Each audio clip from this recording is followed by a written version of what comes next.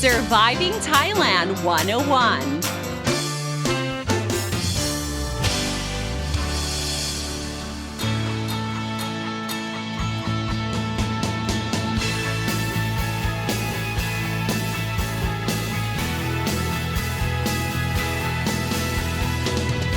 Hey guys, thank you so much for tuning in to Surviving Thailand 101. I'm your host, Fido and Sini, here to break down helpful tips and advice so travelers and expats can have a fantastic time here in Thailand and avoid common cultural faux pas.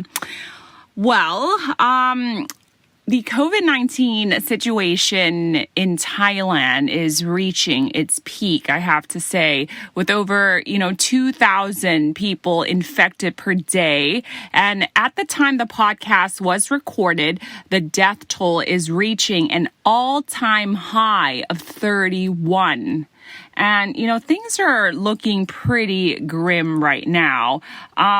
Latest update is that there's a new cluster in Klong Toei area, and that's worrying because people just, it's a shanty town and people just, live so close together. So that is another problem. And to make things more grim, a really sad incident just occurred. One of Thailand's most beloved comedian, known by his stage name, Nakom. Now, he passed away from COVID-19, and like many, many families around the world facing the worst case scenario, his body was immediately cremated with, no guests and practically no family member except his, daughter and husband and her daughter's husband. Mainly, it's so sad. His wife was hospitalized and his son was in isolation. So it's terribly heartbreaking and heart-wrenching. So what is usually, friends, family, colleagues, loved ones there at the crematorium? One social media user posted an empty, quiet pyre with, just a picture of the beloved late comedian. And, it's just so sad. It's quite eerie because somebody so as famous as he is would, a lot of people would go and pay respects, but this is, not the case during COVID-19. And what's interesting right now is that, how his funeral is conducted in the face of this latest pandemic is something that we can expect to last. Of course, this was a stark difference where a couple of months ago, when somebody passed away, a Buddhist funeral proceeded according to Buddhist customs, added to the new normal that, people were wearing masks, there was like social distancing, and there was, a streaming service for those, who couldn't attend. And this was the case recently where my father-in-law, he passed away, and we were able to stream his funeral for his relatives in the Netherlands.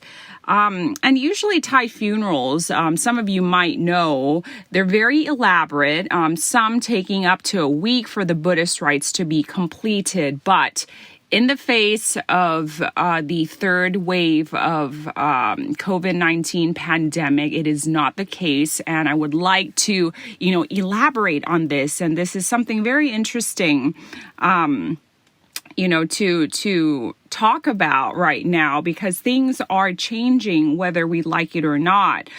So this episode of Surviving Thailand 101, I thought it would be appropriate to, refresh our memories about the intricate and elaborate Thai funerals and procession and, compare it to, the new normal, the funeral rites right now during the third wave of the COVID-19 pandemic. So pre-pandemic customs, okay, let's start with that. So when somebody passes away, the body is definitely placed inside the coffin, right? But before that is done, a bathing rite takes place. And this is usually done on the first day. The body of the deceased is laid out on the table with only the head and the hand showing. The right hand that is showing will be the hand where guests will take turns pouring water. Now, this is not only to, show respects, but also to, ask for forgiveness for any past deeds. And it's a chance to say goodbye as well. Then a holy white string called sai sin is tied around the ankle and wrists with the deceased's hands held together in a prayer gesture. Inside the hand, some flowers and incense sticks are placed. Then the coffin is displayed surrounded by flowers and the portrait of the deceased. Now, this is when monks are then invited to chant. Family and friends of the deceased will listen to the chanting with their hands held together into a Y. And this usually starts at 7 p.m., lasting an hour. After the Buddhist chanting ceremony, family and friends will be invited to the front to take pictures in front of the coffin. Now, the Buddhist chanting ceremony usually lasts for 7 days. Some families may want the chanting ceremony shorter, for example, lasting for, 3 or 4 days. So it really depends. And depending on how close you are with the family of the deceased or with the deceased, some will come to the Buddhist chanting ceremony every day, or, some days, or some will just come only on the day of the cremation, which is, after it's the last day of the whole thing. So on the day of the cremation, it's usually held on weekends. Buddhist monks will chant and food will be offered. And once the monks eat, the coffin will be moved to the crematorium. In some ceremonies, a brief eulogy will be given. Then the coffin is placed onto a cart with family members leading the way, carrying the portrait of the deceased up to the crematorium. So the coffin is taken up to the steps and placed on a table. The thing is, cremation ceremony, they are usually fast. They go by a specific time.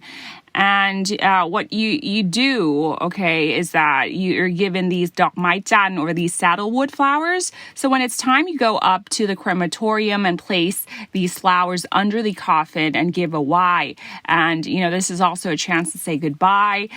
When you go down the crematorium steps, you'll be handed a souvenir to, take home. Then the coffin is carried towards the crematorium oven. And to pay last respects, the lid of the coffin is removed. Close friends and family members can pay their last respects before the coffin is finally pushed into the crematorium. And some people, they go home after this. Some might stay, to watch. It really depends. And the next day, family members will be collecting the ashes, placed inside an urn to be scattered. It's basically Buddhist tradition for the body to be cremated. So we don't bury our deceased unless, I don't know, unless you request it or, but it's very uncommon. Honestly, to be honest, I've never heard anybody burying the deceased. So we cremate the deceased. Now, where the ashes are scattered depends on, family members. Usually it's scattered over a body of water like the river, a memorable or a symbolic place. So when my father-in-law passed away in March, we scattered his ashes in Ayutthaya, in the Chao Phraya River, his most memorable place where he spent with my mother-in-law. So following the funeral, further merit-making rites are held at the 7th, on the 7th, the 50th, and the 100th days after death. For those wondering what is usually given to family at funerals, it really depends, but it's common practice. When one of my close friends passed away, I gave money. I obviously gave a flower wreath as well, and some money placed inside a white envelope because I was pretty close to his family as well, and I was close to him, obviously. So the money is, to help with the funeral expenses and whatnot. And yeah, so usually you send flower wreaths, and unlike Western funerals, we don't do sympathy cards. But yeah, the flower wreaths you can order online, and they'll put your name on it, and you can have a short message written across the wreaths as well. These days, wreaths are really easy to order. It's usually done online through Facebook, website, or line account, and the price already includes delivery. Now, talking about, so that is what we can expect at Buddhist funerals pre-pandemic, pre-third wave COVID pandemic, right? Meanwhile, of course, with the current situation, it's totally different right now. The Minister of the Prime Minister's office has actually asked temples nationwide to proceed with Buddhist funeral rites and asked temples not to reject Buddhist funeral services for the deceased whose cause of death is from COVID-19. So I think this stems from, a wave of panic, and, of course, temples are trying to save themselves as well. So the Prime Minister's office minister has come out to say, don't reject Buddhist funeral services for the deceased, whose cause of death is from COVID-19. And he also said that those handling the body straight from the hospitals, the logistics to transfer the body of the deceased from the hospital to the temple, they must be fully geared with PPE, and before they place the body into a plastic bag with the zip, each layer. So there's a plastic bag that they put in, 3 plastic bags with a zip, and each layer must be sprayed with a disinfectant. Now, the minister also asked not to open the bag in which the body of the deceased is placed because it's disinfected. That's very important. And the temperature in which the body is cremated will have to exceed more than 1,000 degrees Celsius. I think that's not a problem. The minister also asked that the Buddhist chanting ceremony to be held only one day. This is totally the new normal. This is unprecedented, unheard of. Like I mentioned before, Buddhist funeral rites, we do 3 days, 4 days, 7 days. It could go longer than that. It really depends. But in the new normal right now, Buddhist chanting ceremony be held only one day, and the cremation be done within a day. And he also asked for only close family members only to attend. And this is because the body of the deceased is not injected with formalin to preserve the body. So I think this is really important. So that is what's happening right now. So I think, Thai funerals, I think in my experience, I think it's already depressing. Buddhist chanting and people, going there and wearing black. I've actually seen Buddhist funerals where the family members request guests to wear, colorful clothes. I think that really helps.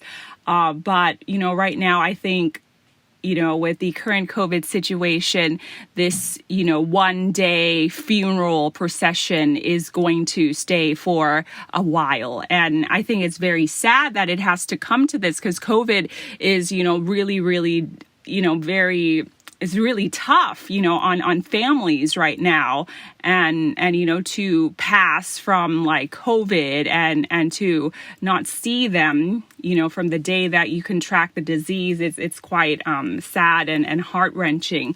So this is what Thai funerals will look like, and it looks like it's going to stay for a while. And going back to Nakom's funeral, It is very eerie to see, somebody who's like really famous and well regarded in the Thai entertainment industry have only a handful of family members there. Because, if it weren't for COVID, somebody like Nakom would have a lot. I would have to say a lot of people go there, pay respects, and he would be, his funeral would have like plenty of like wreaths just, exploding out of the venue. It's really, really eerie, like I said. And I think nobody has ever seen anything like this before, added on to the fact that it's really depressing and it's really eerie. And, it reminds me of this Buddhist saying, you're born alone and you die alone. And this is like, very close to that even. So hopefully I didn't bring the mood down with this episode of Surviving Thailand 101. Final note before we leave, once again, please do stay safe, wash those hands, put on those masks. I hope this episode will be, very useful, because, we're slowly seeing things, change. Anyways, this is me signing out. I'm Don Sneaker Tia พิมลพรสวัสดีค่ะพิมลพรสวัสดีค่ะพิมลพร